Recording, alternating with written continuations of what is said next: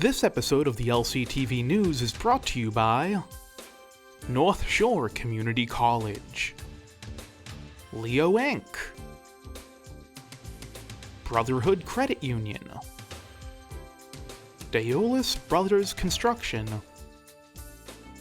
and King Movers and Storage. Good morning and welcome back to this edition of the LCTV News. I'm Dani Vittori. This week was light on videos, but plenty busy in the headlines, from election results to grant awardees to expanding partnerships in the city. Lowdowns this week shed more light on the subject of KIPP's possible expansion, as well as reactions from both them and LPS.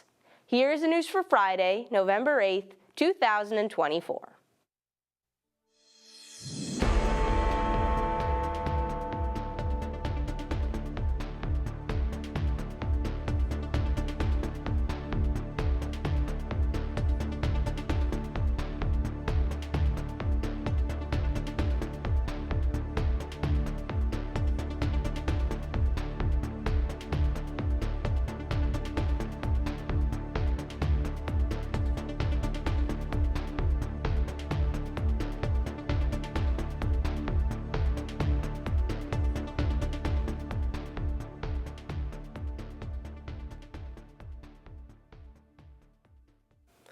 This past Tuesday the 5th was Election Day, and LCTV had all the details for how Lynn voted.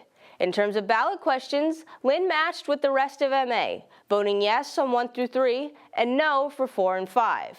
For President and Senator in Congress, Kamala Harris and Elizabeth Warren came out on top, both in Lynn and Massachusetts in general. On a local level, Tom Driscoll won his bid for re-election as Clerk of Courts. Elaine Duff also defeated her opponents to claim Register of Deeds for Essex County, reflecting the wishes of Lynn and the county at large. In a statement released by Janet Rowe, the Lynn City Clerk and Election Chief, quote, "I do want to remark on the hard work and dedication of our staff and poll workers. We had over 190 workers at the 8 locations who worked so tirelessly, some until midnight and others until 2 a.m., to get those ballots counted. Many locations had long lines, and it was a very tedious process, getting the 2 extra long ballots fed into the tabulators, along with over 15,000 early and mail-in ballots that had to be fed into the machines. Our phones were non-stop from poll workers, verifying voter status so they could indeed vote at their locations, many of them first-time voters. We all wanted to make sure that no one would be turned away if we could help it. I truly appreciate every one of our workers, and to these election heroes, I say thank you and job well done." On November 4th, the Healey-Driscoll administration awarded $2.4 million to 19 municipalities from the Department of Fish and Game's Division of Ecological Restoration. The Lynn Water and Sewer Commission received $200,000 for their South Middleton Dam removal project. Lynn is one of 2 municipalities to receive funding through the DER's Priority Projects Program, which, quote, supports wetland and river restoration that will have the greatest benefit to the state ecologically, socially, and economically, end quote. The city's South Middle Dam project will remove a significant hazard dam in poor condition, reconnecting 57 miles of rivers and habitats for resident and migratory fish. It will also aid in the rehabilitation of the City of Lynn's drinking water intake facility, currently located upstream of the dam, offsetting costs for necessary upgrades to the pump station, which is used by the LWSC to collect drinking water from the Ipswich River 6 months of the year. The GLSS hosted a Veterans Day Luncheon on Thursday afternoon, honoring more than 24 Lynn residents who served in the armed forces.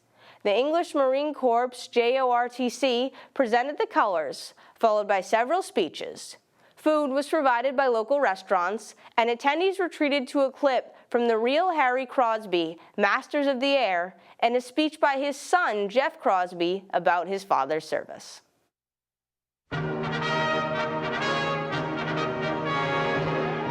On November 7th, Greater Lynn Senior Services held a luncheon in honor of Veterans Day. We would like to express gratitude to all veterans who served, highlighted the sacrifices they made for our freedom, emphasizing the importance of remembering their service, acknowledging the diverse experiences of veterans across different conflicts, and calling for continued support for veterans in their transition back into civilian life.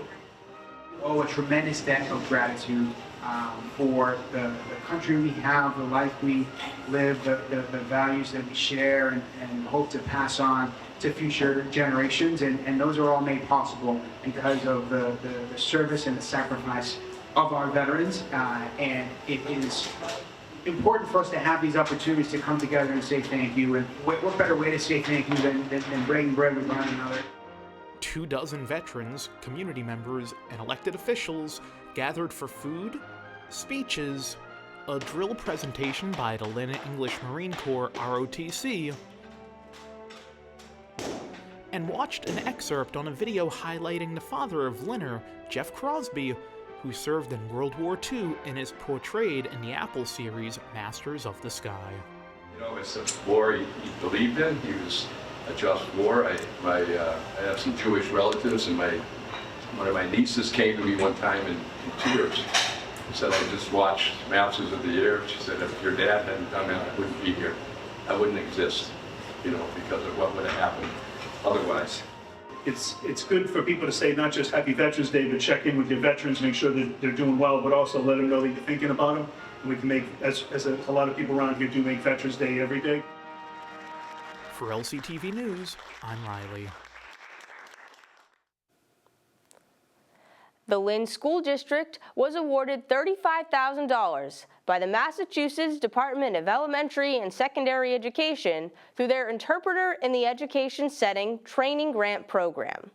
This grant will allow Lynn to train more bilingual individuals to become interpreters in the school setting. According to data from the 2022-23 school year, 25% of Massachusetts students speak a language other than English as their first language. Among Lynn students specifically, the primary language spoken at home is Spanish. Therefore, the city will be focused on Spanish interpretive services. LPS was one of several districts to participate in a pilot program recommending guidelines for providing interpreters in schools split into 3 tiers. Tier 1 would include language ambassadors who understand the importance of interpreters. Tier 2 has more advanced skills, assisting in parent-teacher meetings, while interpreting for specialized meetings, such as IEPs, would be left to Tier 3 interpreters. Our short highlighting the free little libraries in Lynn is a finalist for our ACM Nor'easter Award. These libraries are all over the city, providing access to books and literature which may not be available otherwise. Here's another look at this award-worthy video. The city of Lynn is full of parks. Just like parks, Lynn is also full of little free libraries, some nestled in the corner of a neighborhood, and some there for all to see. You may have seen these while out and about and wondered, what are these little buildings? Within each lie various books of all types. Book lovers of all ages are encouraged to both take books to read, as well as share their own. And the reason Lynn has so many of these libraries is thanks to the work of Jan Plord and the REAL program. Jan sat down with us to discuss REAL and the little free libraries. I started the REAL program in 2013. After seeing a focus on literacy was not there, I started it with a handful of people that joined our board. The issue here is one public library for 100,000 people is not a realistic resource for this many people, and especially people who come from places where they haven't had literacy. The REAL program welcomes local youth year-round. Children are the biggest resource the city of Lynn has. We're just here helping to nourish that. One of the youth sat down with us to discuss literacy, the REAL program, and the little free libraries. I like the Real program because I can interact with a lot of people, meet new friends, and I get to read, learn how to read, and I always have some playtime. I just think that Real's a blessing that I could know Jan, all the other people that come here. I don't know what it would be like if I didn't have these people by my side. Jan believes that higher literacy rates can help solve some of the many issues facing Lynn's residents. Literacy is what's going to help them get out of that same cycle of looking for the monthly need of shelter, food, and clothing. The most successful nations in the world, the most successful cities in the country, the most successful communities in our own state are people with high literacy rates. And that's what we're trying to do here. With that mission in mind, the Real program have been busy building and installing little free libraries around Lynn, often with help from outside organizations such as Breckenridge Capital Advisors. Funding and supplies for the libraries have been mostly donated by individuals. Todd Bohl is the founder of the Little Free Library Association out of Wisconsin. Now it is actually a worldwide movement, and we here in Lynn are trying to be known as the city of readers. The concept of the Little Free Library is take a book, leave a book. But here, people don't have books, and when they get books, they don't want to return them. Personally, I don't mind. I will just keep providing books. Reading's important in life. If you don't read, you can't do a lot of things. You can't succeed in life. If you know how to read, then you could go so far in life. We have one in front of the Real program at 17 Atlantic Street. 4 times a week we fill the box. We have collected and distributed over 240,000 children's books since 2013 now. As of the summer of 2023, there are approximately 70 free little libraries from the Real program, with the goal of getting at least 250. A full map can be found on the Real program website showing all of them. The free little libraries are so good. The fact that there's just a little free library out in the street, if they can't afford anything, they could go and get a book. They'll learn how to read and maybe come back next time. Children need literacy just like we need love. We can't define love, but we know when we have it and we know when we don't. And that's the same with literacy. People understand illiteracy is bad, but don't understand literacy is good. The Department of Fire Services is inviting all active and inactive Lynn and Worcester area firefighters to free skin cancer screenings this month. Volunteer dermatologists from the UMass Medical Center will be conducting said screenings from 9 a.m. to 1 p.m. at the Heyman campus in Worcester on November 16th. The Massachusetts Fire Academy will be holding screenings of their own at St. Mary's High School in Lynn from 4:30 to 7:30 p.m. on November 18th and December 2nd.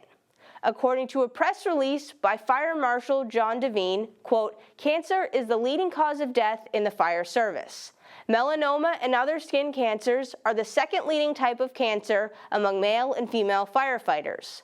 Awareness, prevention, and early detection screenings like these are crucial to successful outcomes for firefighters and their families." Concerned citizens of Lynn teamed up with We Are Lasagna Love and Cell Signaling Technology to build and distribute 40 lasagnas to people in the community. A baker's dozen of volunteers showed up to sort the ingredients before making masterpieces with pasta, cheese, and sauce, all in matching chef's hats for added charm. Once the cooking process was completed, CCOL distributed the final products to the 40 members/households in the community. Every year, the North Shore Juneteenth Association recognizes local Black community members who exemplify Black excellence, and the nomination period for 2025 is now open. NSJA is asking for the community's help in identifying 10 nominees for this honor.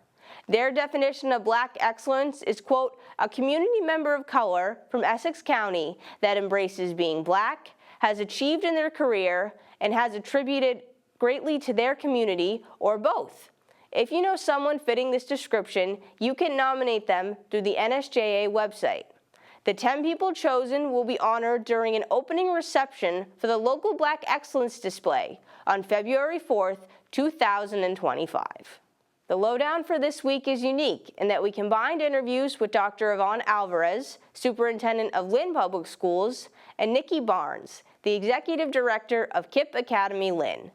Both came on to discuss KIPP's application to expand their school in Lynn, providing data and insight from both perspectives. First up is Superintendent Alvarez. Then it will be Executive Director Barnes' turn after the sports update.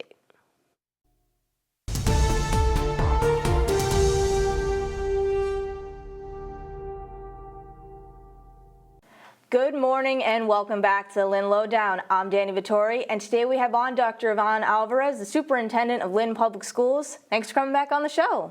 Good morning. How are you? Thank you for having me. I'm doing well, and you are on here to talk about some possible developments with KIPP Academy. So they recently submitted an application to potentially expand their enrollment, and I know you wanted to talk about some of the letters that you'd actually sent to the Board of Education regarding that.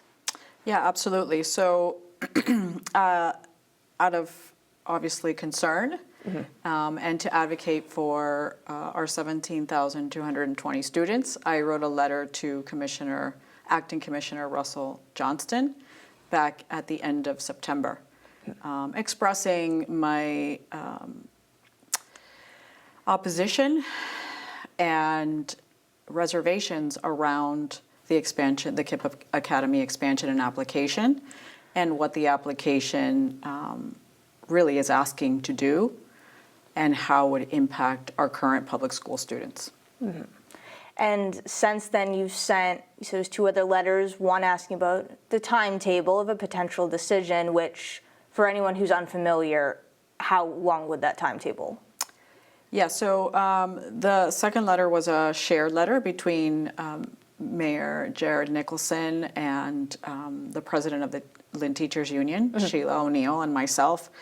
And it basically asked what was the timeline just for us to understand at what points do we need to really be present and be vocal and supportive of our public school students.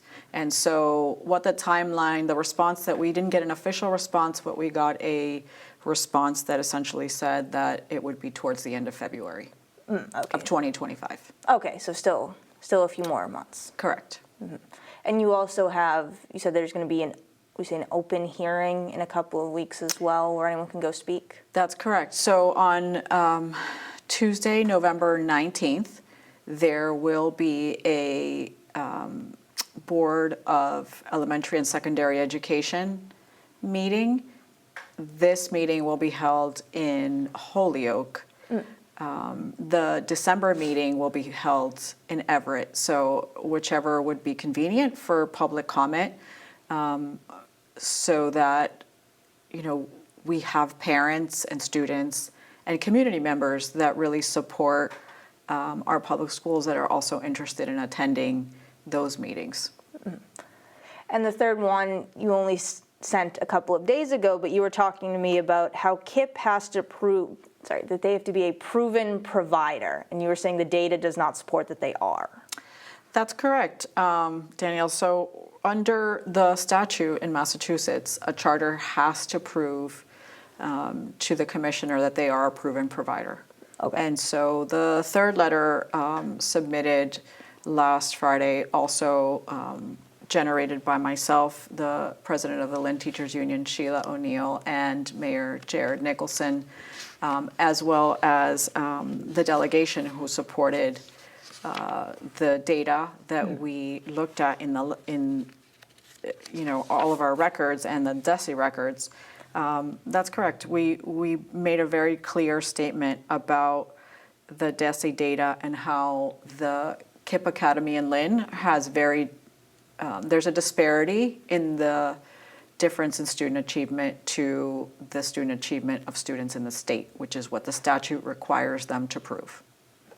Okay. And it's significant. And so, you know, really making the case that this really needs to be looked at, you know, with utmost seriousness and a lot of concern about the status of a charter making a statement that they are a proven provider when the data doesn't support that statement.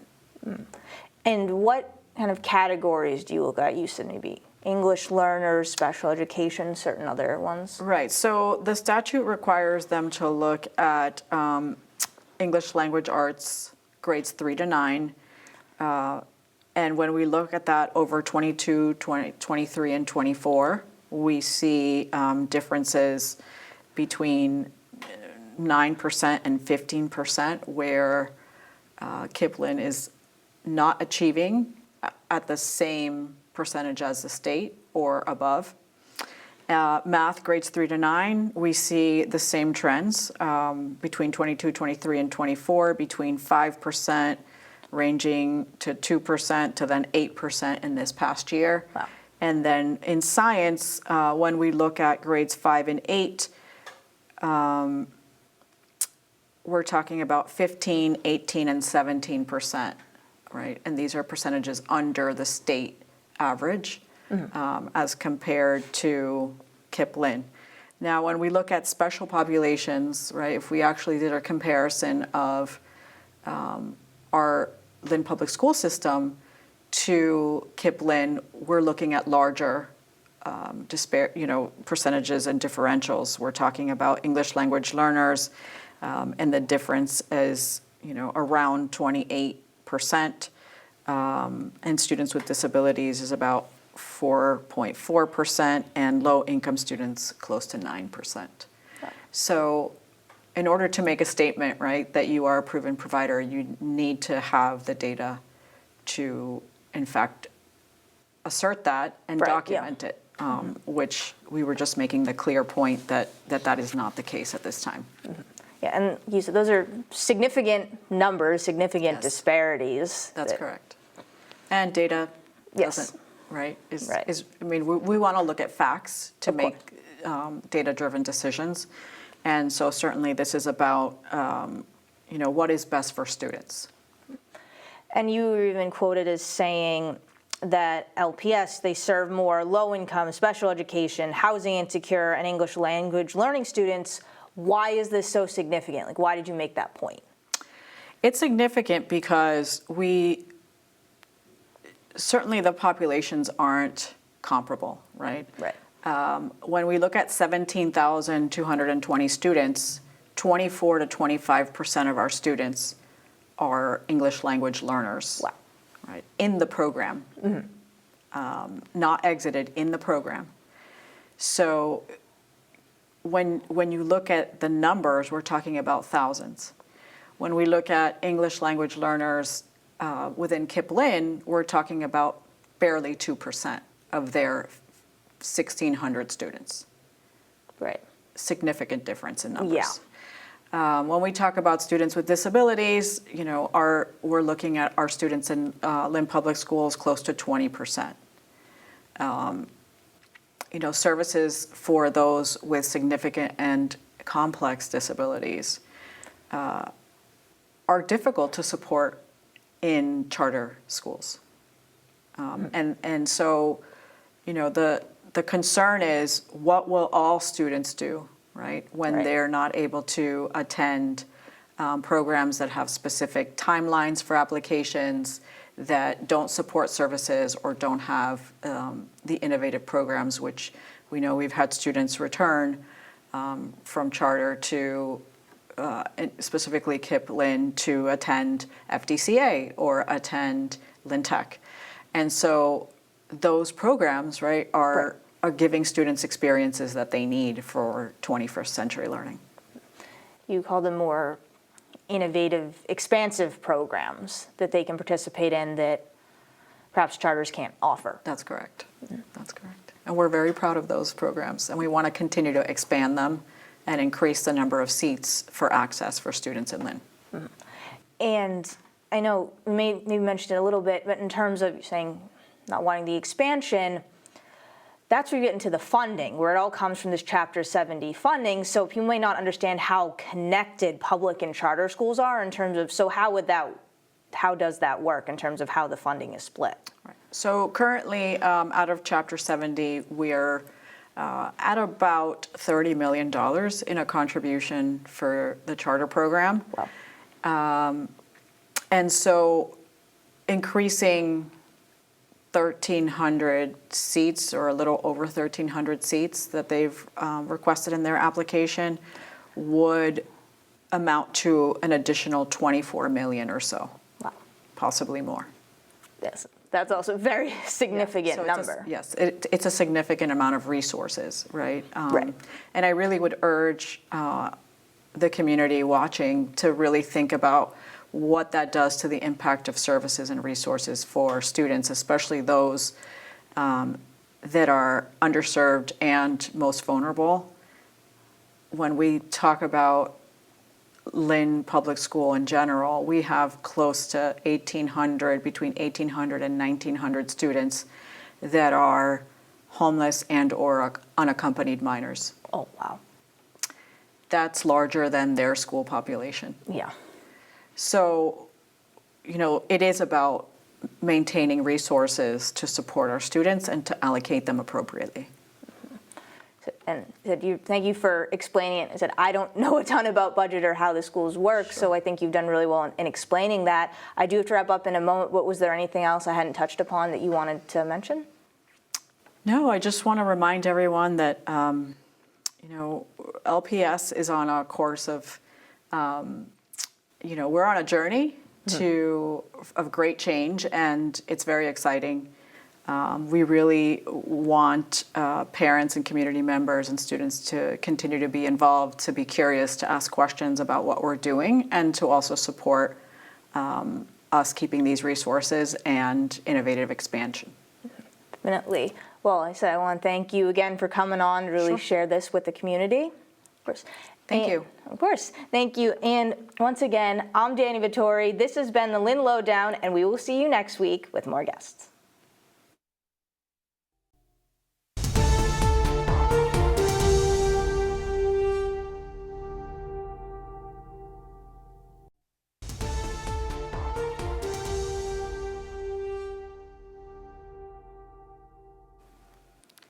The Lynn City Cross Country Meet took place on the 3rd. Lynn Tech/KIPP captured the championship with 29 points, while St. Mary's was the winner for the girls. Franklin Rodriguez of Lynn Tech/KIPP and St. Mary's Kelsey Kwatek earned MVP honors after the races. The 15th ranked Rams girls volleyball team advanced to the round of 16 in Division III, sweeping number 18 Groton Dunstable last Friday night. However, they were beaten 3-1 by second-ranked Medford. They finished the season with an impressive 18-4 record. Number 7 East Bridgewater spoiled the fun for Tech as well, knocking out the 26-seeded Tigers 3-0 over the weekend. Despite the loss, Tech had contributions from across the board, as 7 players recorded multi-dig games. For the first time this season, St. Mary's met their match 13-0 to Bishop Feehan. The Spartans dropped to 7-1, while the Shamrocks claimed the Catholic Central League crown. Defense kept it close, 6-0 through 3, but a fumble by Spartans quarterback Yanel Ballard was returned 66 yards to the house in the 4th. St. Mary's is ranked 9th in Division VI MIAA Power Rankings and is slated to play 8th-ranked Sandwich on the road in the first round of playoff action. In their final game, but first home game of the year, Lynn Tech was shut down by Neshoba Tech 44-0. As of the 4th, the 4-3 Tigers are ranked 14th in Division VIII rankings and will travel to 3rd-seeded Carville when playoffs begin. In a contrast, KIPP finished up the regular season on a high note, doubling up on Whittier Tech 44-20. The Panthers scored 30 points by halftime, with quarterback Eli Machado going 8 for 13 for 192 yards, rushing for an additional 106 yards and a touchdown. Jose Cavarria contributed 3 touchdowns of his own. 6th-ranked KIPP will host 11th-seeded Bourne in the Division VIII postseason. English had a bye week, but hung on to the 16th spot in Division III rankings. The Bulldogs have a tough test ahead as they will be traveling to take on top-ranked Reading Memorial. If you want to talk about a wild finish, Classical pulled out a 45-37 victory over Somerville in overtime on the back of a Tyron Hugh who rushed for 356 yards and 4 touchdowns. The teams combined for 24 points in the final minute of regulation. While in overtime, the Rams defense came up with a 4th down stop after their offense took back the lead. In boys soccer, the Bulldogs fell in a tight 1-0 contest with number 25 Brookline on the second. Number 40 English fought all year to even have a shot at the playoffs, but the ball did not bounce their way. The 28th ranked Lynn Tech boys won their first game, shutting out 37th ranked Walken Regional 4-0, but fell to 5th seeded Monument Mountain 2-1 on the 4th. 19th ranked University Park Campus pulled off the upset, doubling up on KIPP 4-2. The Panthers finished the season at 9-7-3. While St. Mary's is still alive, narrowly beating Medford 1-0 on the 5th, courtesy of a goal by Thomas Weber. Not bad timing for his first score of the year. Moving to the girls, despite a 13-5-1 record in the regular season, Classical is out 4-1 to Sharon over the weekend. St. Mary's met a similar fate as they were bested by Hanover 4-3 on the 4th. The 2-7 Patriots looked like they might actually pull out a win over Tennessee, scoring as time expired to send it to overtime. But the Titans marched down the field to score, and the Pats went for the long ball on their offensive drive, resulting in an interception and loss. Flip that record, and you get the 7-2 second-place Celtics, trailing only the perfect 9-0 Cleveland Cavaliers in the Eastern Conference. This past week, Boston dominated the Atlanta Hawks to the tune of a 30-point, 123-95 victory. Led by Jason Tatum, 6 players scored in double digits, producing a 40-point second quarter along the way. Most recently, they fell in a tight 118-112 match against the Golden State Warriors. Next up on the lowdown is the Executive Director of KIPP Academy, Nikki Barnes, to give their insight into their possible expansion into the upcoming school year. Here is the second lowdown.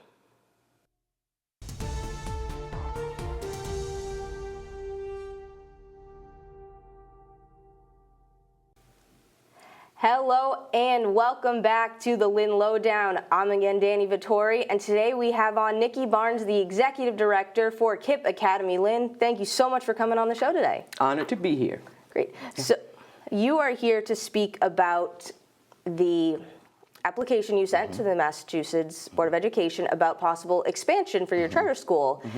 And you were saying a main reason for that is the extensive waiting list you have every year. Could you explain that? So first of all, our school is a charter school. It's a public charter school. Okay. And so what that means is the state who authorizes us says you can have a certain number of seats. Seats are children. And if you have more people who apply to your school through a blind lottery for those seats, of course you have to have a lottery. If we didn't have enough people applying, we wouldn't need a lottery. Right. We would be recruiting. So because we have a lottery, we keep track of how many people have applied. And over the last few years, even during COVID, we have over 1,700 people apply every year. Wow. And what's important is we only have 126 seats in kindergarten, and then a few seats, maybe between 30 and 40, up through 11th grade that are actually open. So every year, people apply and they don't get in.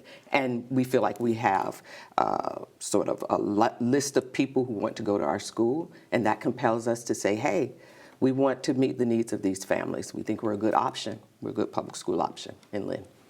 And as you said, something that a lot of people don't understand is being a charter, but also a public school. So can you explain that a little bit more in depth? Yeah. Like at Lynn Public Schools, we are a public school. We are accountable to the Department of Elementary and Secondary Education. So our kids take the MCAS. We are funded by the state. Our teachers have to pass the state test in order to teach. The difference is we are not run by the city. Okay. We are authorized by the state, and we have our own governance structure.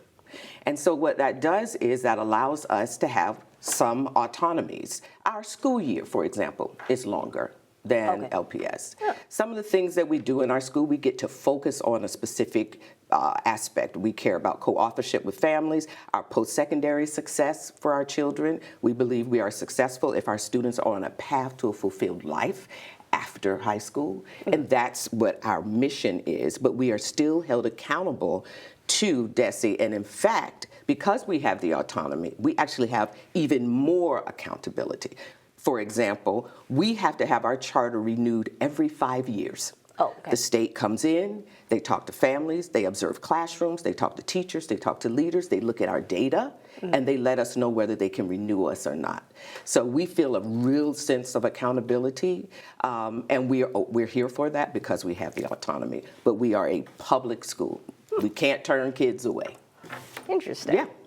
So yeah, I'm learning about this now too myself through this whole process. Yeah. No. And I will ask the question too, so you mentioned you're funded through the state, so how does that funding process work? Just like the traditional public school. Per pupil, the state provides funding at a per pupil cost. We get that funding per pupil, and we use that money to run our academic programming. We don't get the same amount of funding for facilities, so sometimes you'll see charter schools fundraising because we don't get the same amount of money for facilities. We have to pay for our own transportation, but the per pupil goes directly to us to run our programs, just like the per pupil expenditure. The state decides it costs this much to educate a child in Lynn. Okay. We have 1,600 children in KIPP. We get that much money. And the state assesses to ensure that we don't get too much now. Every quarter, we have to share with them what our enrollment is. Our enrollment numbers, yeah. Okay, that makes sense. And I will ask about how has the application process gone so far? Like, what point are you at, and how is the timeline looking for you in terms of decision? We worked really hard to put forward an application that was due in September. We have engaged family members. I've been in conversations with community members, those who are for us and those who are opposed. I still sat down and spoke with many people just to let them know that we are applying, because we're proud to have been a 20-year member of this community. Yes. What we'll do is there will be a time where DESE will interview us, and they'll talk to our team, they'll talk to my board chair, they'll ask questions about our application, and then we'll go before the board either in January or February, and the state will determine whether we are approved or not. Yeah. Simple enough, Simple, right? yeah, simple, Well, yeah. So much work from your side, but yes, simple enough. But it's worth it. The work is worth it. It's we are a public school option for the families of Lynn. Yeah. And the way that it would work, if it's approved, it's over, 7 years? It's over several years. It won't just happen all in 1 year. Yeah. So we've applied for about 1,300 seats. Okay. And what we would do, if we are approved, is in August of 2026, we would begin enrolling an additional 100 students in kindergarten, an additional 100 students in 6th grade. And each year we would do that until school year 32-33, and then we would be fully grown. And so we felt like, one, we can't just enroll 1,300 kids overnight. We don't have the space for that. No, of course. And that's not wise. So what we would like to do, so we've decided to enroll about 200 kids every year. That gives us time to get additional space. That gives us time to maintain the quality of our academic programming, which matters to us. And I think that also speaks to our willingness to work with the community. We know that when the students don't go to LPS and they come to us, we receive that per pupil. We are also very excited that Lynn Public Schools is reimbursed at 200% over 3 years. So when a student comes to us, LPS still gets 100% of that student's full funding in the first year, 60% in the second year, 40% in the third year. Oh, okay. Yeah, so they get a level of reimbursement. Yes. I did not know that, so thank you. Yeah. And you touched upon too the academic, wanting them to have the fulfilled life, the career readiness. Could you speak a bit about those goals? So we believe that a K-12 education is what they absolutely should have. Our children should walk into beautiful buildings where they see people who look like them, where their identities are affirmed, and they have an excellent academic experience. It's rigorous, but also joyful. Yeah. We believe that's only part of the plan, that when you graduate from high school, we check that off. But you're not successful to us until we know that you have chosen a post-secondary path that puts you on a path to a fulfilled life. So a major unique aspect of our program is that when you graduate from KIPP, for the first 2 years after you graduate, we support you on your post-secondary path, whether you go to college for a year, 2 year, career technical, even the Army or the military. And what we do is all of our students beginning in their junior year take a class called Junior Seminar, and they are connected with a post-secondary advisor. That person is a part of our teams, part of our staffing model, and they meet with that student on a regular basis in their junior year. Their senior year, they stay with that advisor. They take Senior Seminar, and they're meeting with that advisor even more often, and they're connecting, the advisors connecting with their families, helping with FAFSA, scholarships. So they're getting post-secondary advising that might cost some families individually $8,000, $10,000. It's a part of our programming. That's what makes us charter, because that's the unique aspect of it. Oh, okay. Yeah. Hey, that sounds similar to some things I actually did in college, I kind of wish I'd had that when I was younger. Yes, all of us do. I made lots of mistakes post-secondary. Yeah. So, I guess going forward, you said you've spoken to people who are for it, opposed to it, and what would be kind of your message to the community as you're going through this application process? Yeah. So my message to the community would be, and I think the community would be right there, right? Yes. Yes. So I understand that folks are concerned about money. Like where does the money go? LPS loses money. Here's my point of view. The money is for the people of the city of Lynn. The institutions, KIPP, LPS, the institutions are the way in which those people get that money, but the money is for the people. We are a public school, we are held accountable by the state, and we are a public option for families in Lynn. And we believe that families should have as many options as possible. Right. And so that's my message. If the money goes to a student who lives in Lynn and goes to LPS, hooray, Lynn Tech, magnificent school. If the money goes to a family or a student who lives in the city of Lynn and they go to KIPP, hooray again. The city it's just getting better. We're all strengthening the city. And it's important for everybody to know, 95% of the students who attend KIPP live in the city of Lynn. We are a Commonwealth charter, so anybody who lives in the state of Massachusetts could apply to go to Lynn. But siblings get first preference, and living in Lynn, you get second preference. So that's why 95% of the kids who go to KIPP Lynn actually live in Lynn. I know some people think 50% of our kids live in Saugus. Not true. Yeah. So it is. It's very Lynn central, very Lynn based. Yeah. So like KIPP Academy Lynn is in Lynn. Yeah. And we came to Lynn 20 years ago because we wanted to be a part of the community. We are here for Lynn. Yeah. That's it. Hey, there you go. It's perfect. Said I can never say any of this better than any of the guests you say it so articulately. And I do have to wrap up in a moment, but was there anything else that you wanted to mention that I hadn't touched upon? Apply. K through 12, we're here for you. We take anyone who walks into the building.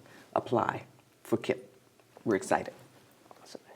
Well, thank you so much again for coming on to really explain this, and it's been great speaking with you. Thank you. Of course, thank you. Anytime. And once again, I'm Dani Vittori. This has been the Lynn Lowdown, and we'll see you next week with more guests.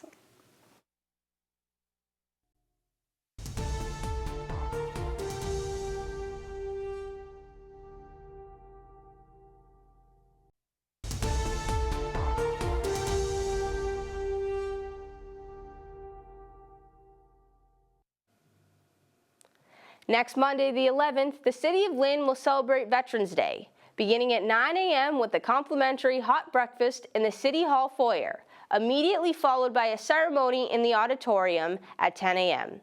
featuring performances by the Lynn English JROTC, All City Band, and others, honoring all those who served and continue to serve our nation. Come to the Lynn Museum on Thursday, November 14th to celebrate Lynn football. General admission is $15, $10 for museum members, $5 for students, or $50 for general admission and a sponsor recognition. There will be food, a cash bar, performances by the LPS Marching Band, and DJ Randy Guy, plus a silent auction featuring a signed James White Super Bowl 51 photo. Colder weather is fast approaching. Therefore, the Lynn Family Forward Resource Center is holding a winter warmth event from 12 to 2 on the 16th. They are offering free coats, jean jackets, sweaters, and winter pajamas to the community on a first-come, first-served basis. If interested, head down to their location at Centerboard, 16 City Hall Square, to get all you need to keep yourself and your family warm this season. That concludes another episode of the LCTV News. To get more in-depth information on election results, read press releases, or see member content, visit lyntv.org. Stay informed on all upcoming events and announcements from groups around the city by following us on social media at Lynn Community TV. If you wish to focus on video content, Lynn Community Television on YouTube is the place for you. I'm Dani Vittori, this is LCTV News, and we will see you next week.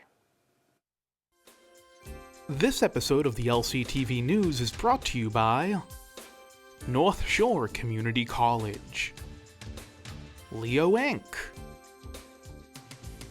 Brotherhood Credit Union, Daolis Brothers Construction, and King Movers and Storage.